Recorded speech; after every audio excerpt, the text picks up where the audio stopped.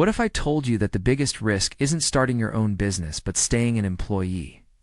Stick around because I'm about to flip everything you think you know about entrepreneurship on its head. By the end of this video, you'll understand. The one mindset shift that separates successful entrepreneurs from people stuck in the 9-to-5 grind. Hey everyone. So here's the thing. Most people think entrepreneurship it's about having some magical entrepreneur gene or taking crazy risks. But what if I told you that's completely backwards? Today we're diving into the real psychology behind successful entrepreneurship. Based on insights from someone who went from getting laid off as a journalist to building a thriving consulting business. And trust me, what she discovered will change how you think about risk forever. Let's start with a hard truth. Most of us are trapped in what I call employee thinking. And I get it. I was there too. In employee thinking. You show up complete. You're assigned tasks and collect your paycheck. Sounds safe, right? But here's what marketing consultant Dory Clark realized after getting laid off. You don't own a task as an entrepreneur. You own an outcome. Think about it. When you're an employee, your security depends on one person, your boss. One decision, one budget cut, one company restructure, and you're done. That's not security. That's actually the riskiest position you can be in. But here's where it gets interesting, and this blew my mind when I first heard it. Clark says entrepreneurs are actually risk mitigators, not risk takers. Think about it this way. As an entrepreneur, you have multiple clients. If one client leaves, you still have income. If you're an employee and your one client, your employer, decides they don't need you anymore, game over. So who's really taking the bigger risk here? The person with one income source or the person with 5?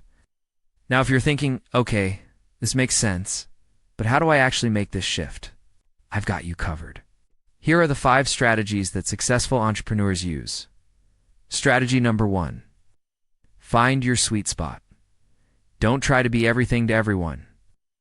Clark tried political consulting first, but quickly realized the money was coming from nonprofits and companies instead. She pivoted. The lesson? Go where the traction is. It's not where you think it should be. Strategy number 2. Build. Social proof. You need to prove you know what you're talking about before people will pay you. Whether it's blogging, Instagram, YouTube, pick one platform and become known for something. Gary Vaynerchuk started with wine blogging, realized he was terrible at writing, switched to video, and now has almost 800,000 YouTube subscribers. Strategy number 3. Become customer obsessed.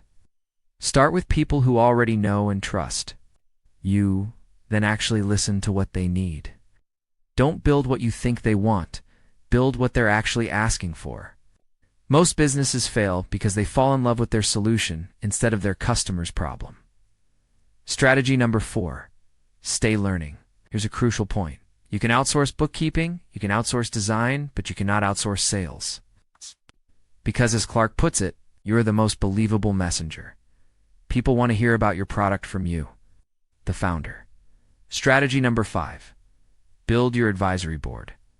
Entrepreneurship can be lonely. You're making decisions in isolation that could make or break your business. Build a network of mentors who've been where you want to go. They'll spot trends you miss and save you from expensive mistakes. Now, let me be clear. I'm not saying entrepreneurship is easy. It's not. You'll work harder than you've ever worked. You'll question yourself constantly. There will be months where you wonder if you made the right choice. But here's what's different. You're building something that's yours. Your income isn't capped by someone else's budget. Your time isn't controlled by someone else's schedule. And your security doesn't depend on someone else's decision. So here's my challenge for you. Pick one of these 5 strategies and start implementing it this week.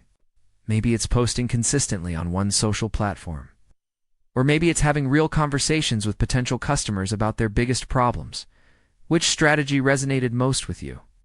Drop a comment below and let me know.